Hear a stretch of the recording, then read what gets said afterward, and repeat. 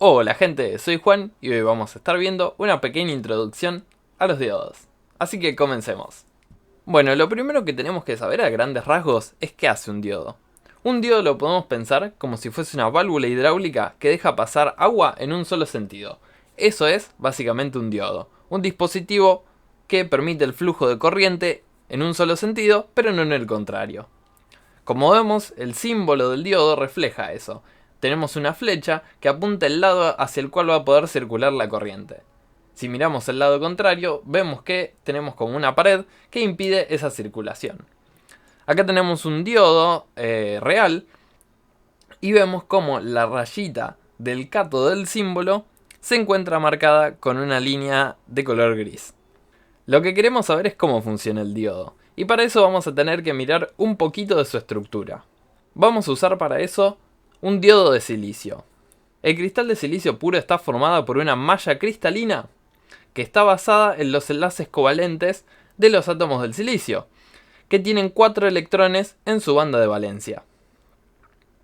Vemos cómo todos estos electrones forman enlaces covalentes con sus vecinos, lo que forma el cristal.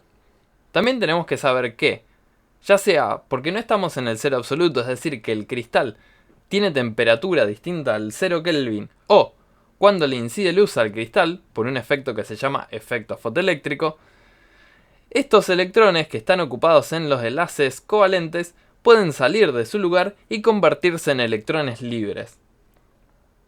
Estos electrones libres dejan de estar ligados al enlace, y al hacer esto dejan en su lugar un hueco.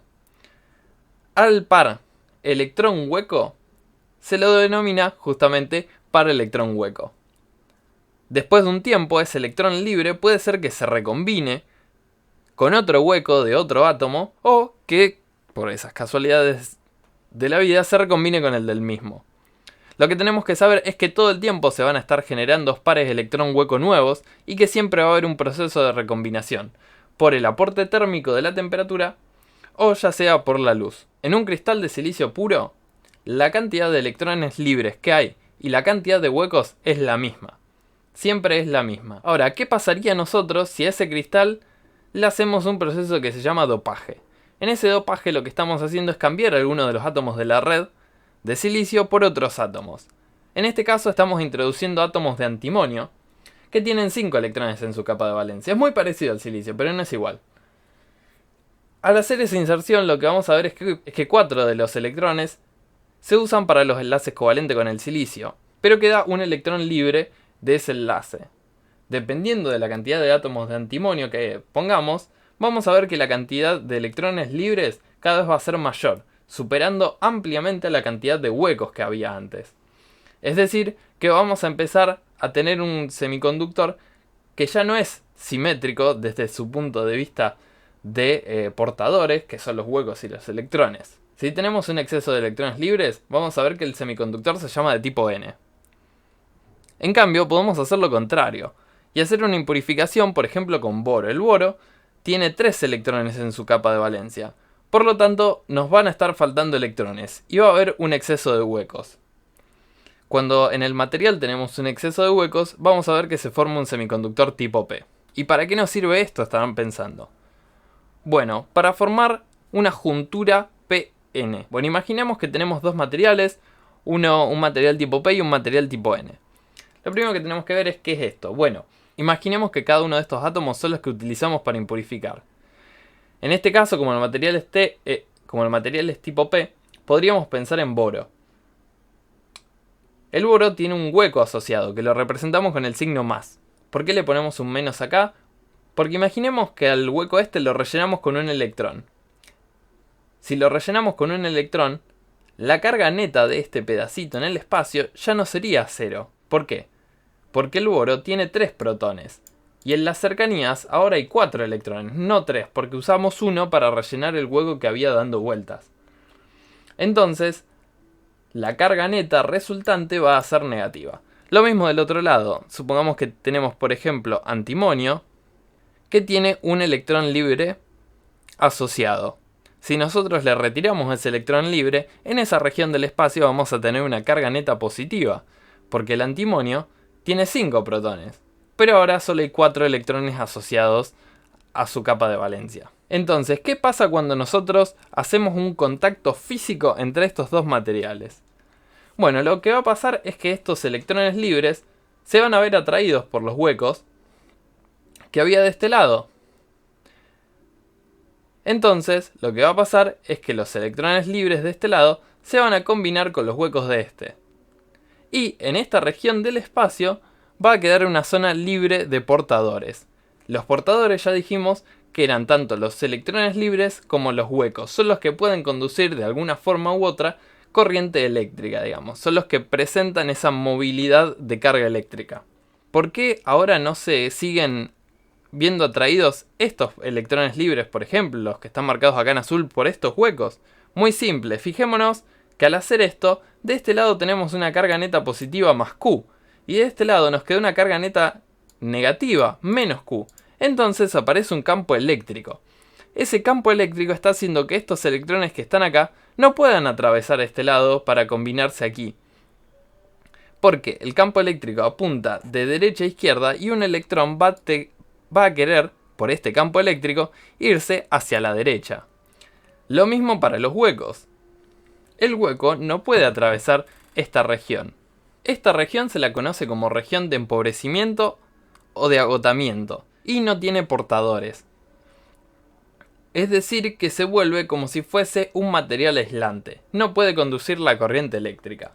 Esto es justamente la razón por la que funciona un diodo. Imaginemos que ahora nosotros conectamos una fuente externa. La fuente externa, recordemos, por el lado negativo va a inyectar electrones, o lo que es lo mismo, va a atraer huecos, y por el lado positivo va a inyectar huecos, o lo que es lo mismo, va a atraer electrones.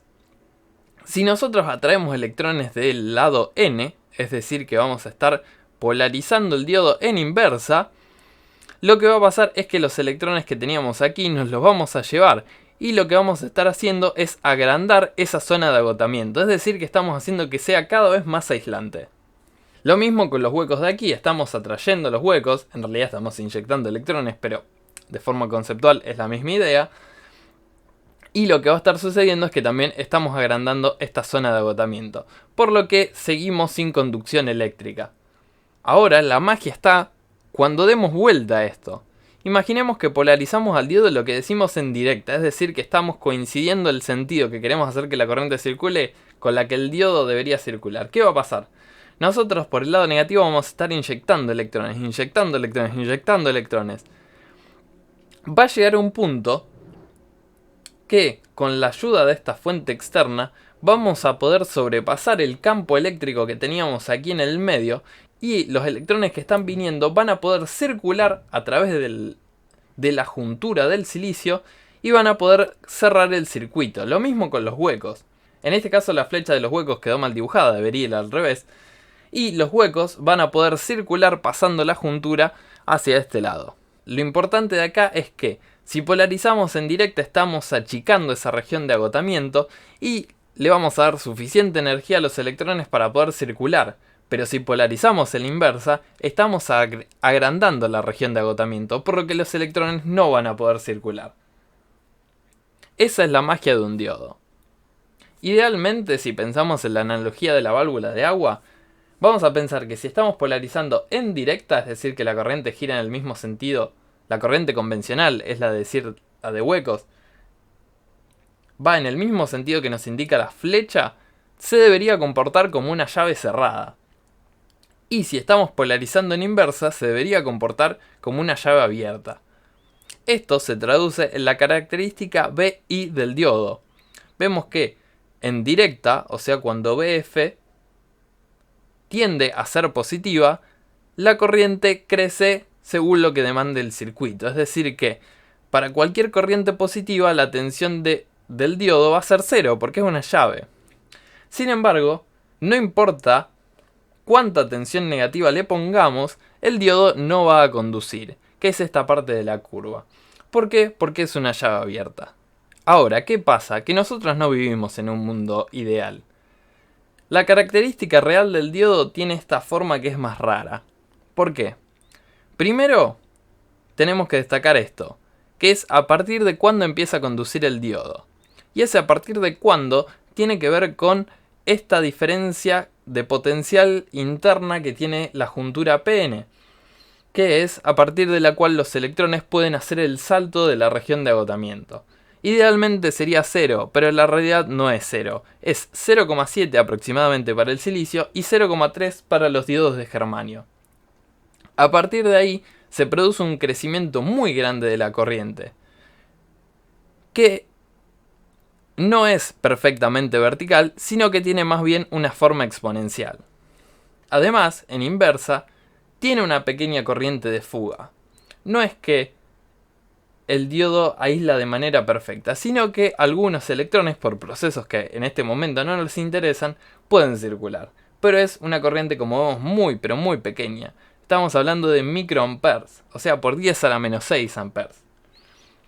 También nos vamos a dar cuenta de que llegada a una tensión negativa, en el cual tendría que estar funcionando como una llave abierta, va a empezar a conducir. Es una tensión a la cual, si no tenemos un cuidado suficiente, podemos destruir el diodo, porque va a empezar a disipar mucha potencia. Entonces, ¿cómo podemos hacer una mejor representación circuital de este diodo real que acabamos de mostrar? Bueno, lo primero que podemos hacer, y que es lo que más se usa, es considerar que a partir de los 0,7 voltios conduce perfectamente y antes es una llave abierta, o sea, el diodo está cortado y no conduce nada. Esta es la aproximación que se usa en la mayoría de los casos para la mayoría de los circuitos. Circuitalmente se puede representar como una fuente BF en serie una llave para cuando está polarizado en directa, o como una llave abierta para cuando está polarizado en inversa o con tensiones menores a 0,7. Ahora, si queremos hacer todavía una mejor aproximación, nos podemos dar cuenta de que el diodo real tiene una curva, tiene una pendiente en las tensiones positivas. Esa pendiente depende de en qué punto de corriente estemos trabajando exactamente, por lo que se lo conoce como una resistencia dinámica, que se calcula con la derivada de la curva evaluada en un punto de trabajo, pero bueno, no viene al caso. Lo importante es saber que con una pequeña resistencia en serie a la fuente de 0,7 podemos agregarle este comportamiento. Y si en inversa le agregamos una R', vamos a estar representando la pequeña corriente de fuga. Estos dos modelos se usan en muy pocas ocasiones y ocasiones muy específicas. En general nos vamos a quedar con esto, con que a partir de los 0,7 el diodo conduce y antes no conduce. Tenemos otros tipos de diodo también. Este diodo, por ejemplo, el diodo Schottky, la característica que tiene es que usa un lado de silicio tipo N, pero del otro lado es metal, o sea, tenemos una juntura silicio-metal. Las ventajas que tiene es que tiene una menor capacitancia asociada, o sea que puede trabajar a mayor frecuencia, es decir, que puede pasar de conducir a no conducir en un tiempo mucho menor. Y también por el tipo de construcción con el metal, tiene una tensión de encendido menor. Dijimos que para el silicio era 0,7 y para el de Schottky es 0,4, 0,3, por ahí. Desventajas que tiene es que la corriente de fuga, la parte negativa, es un poco mayor, pero para aplicaciones de conmutación rápida lo van a ver mucho. Seguramente escucharon hablar de los diodos LED, que son los que emiten luz.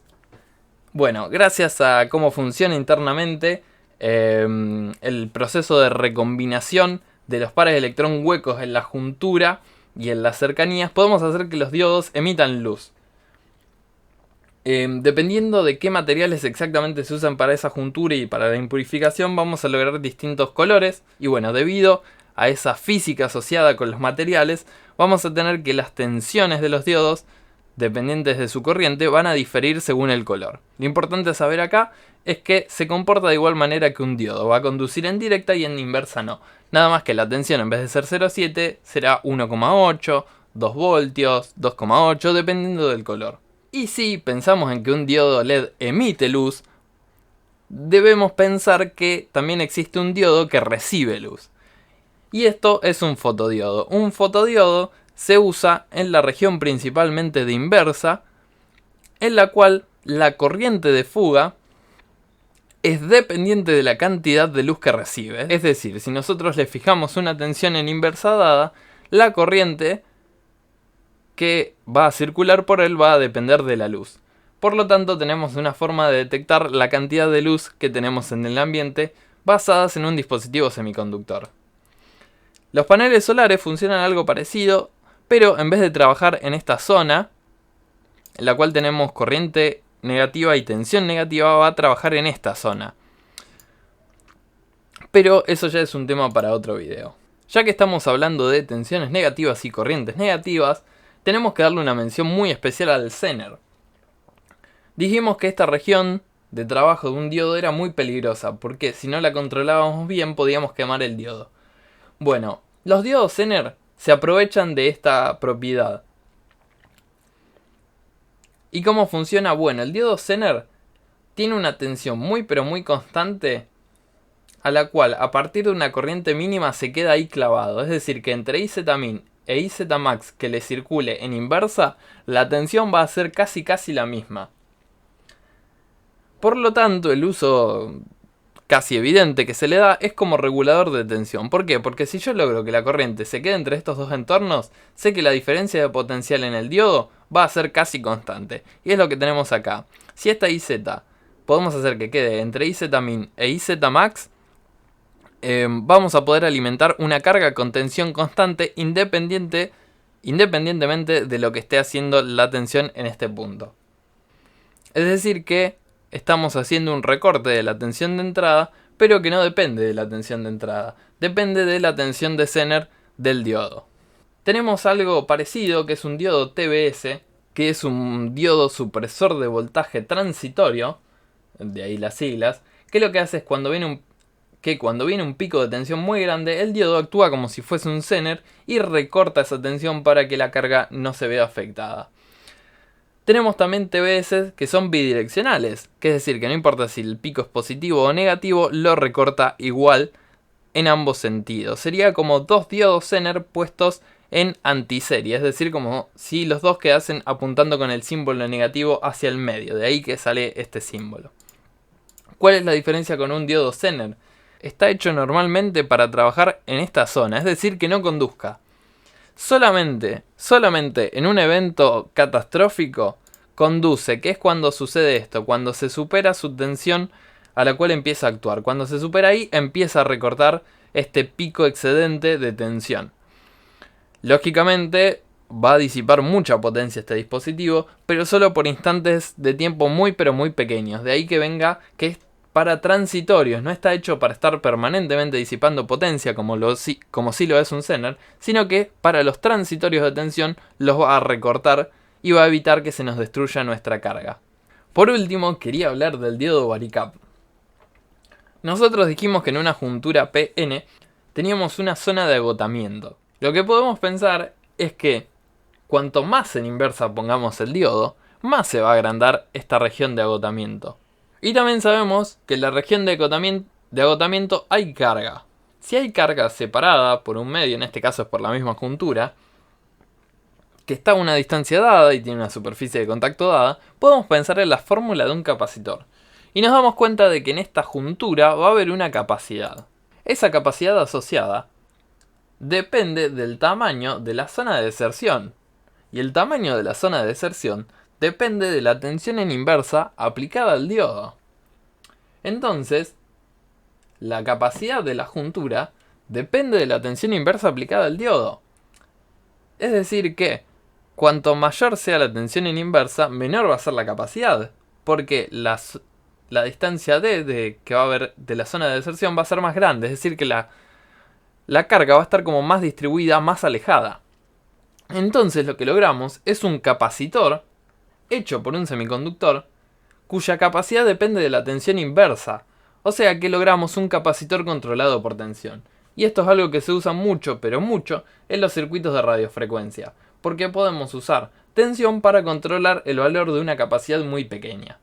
Así que bueno, esto fue todo por hoy. Espero que les haya servido la pequeña introducción a los diodos. Sé que es un tema medio complicado, sobre todo la primera parte, con todo lo que es los cristales, las impurificaciones y cómo se forma la juntura. Pero Lo principal es que les quede la idea, que es un dispositivo que en directa conduce, en inversa no, y que haciendo uso de las propiedades físicas se derivan varios tipos de diodos diferentes. Así que nada, si te gustó dale tu like, suscríbete y si querés compartirlo con tus amigos o con tus colegas. Y así que nada, espero que te haya gustado, que te haya servido, soy Juan y hasta la próxima.